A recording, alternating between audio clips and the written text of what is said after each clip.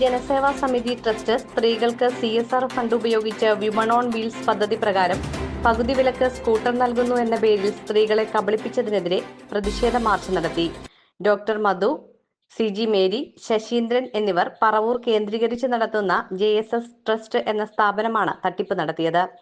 പകുതി വിലക്ക് 2 wheeler, home appliances, stitching machine, phone, laptop എന്നിവ നൽകാമെന്ന് പറഞ്ഞായിരുന്നു തട്ടിപ്പ് നടത്തിയത്. ഇക്കഴിഞ്ഞ ഫെബ്രുവരിയിൽ തട്ടിപ്പിന്റെ വിവരം പുറത്തു വന്നതോടെ ജനങ്ങൾ കേസ് നൽകുകയും JSS ട്രസ്റ്റ് അടച്ചിടുകയുമായിരുന്നു ചെയ്തത്. 10 ദിവസത്തെ സാവകാശം ഇത് സംബന്ധിച്ച് നൽകിയെങ്കിലും വിശദീകരണം നൽകാൻ ഇതുവരെ കഴിഞ്ഞിട്ടില്ല. ഹാൻഡ്ലിംഗ് ഫീയായി ഇവരുടെ സ്വന്തം അക്കൗണ്ടിലേക്ക് വാങ്ങിയ തുക പോലും നൽകാനോ മറ്റുള്ള ട്രസ്റ്റുകൾ ചെയ്യുന്നതുപോലെ ഗുണഭോക്താക്കൾക്ക് അടച്ച തുക നൽകാനോ JSS ഭാരവാഹികളായ ഡോക്ടർ മധു, മാനേജിംഗ് ഡയറക്ടർ മേരി CG എന്നിവർ തയ്യാറാകുന്നില്ല.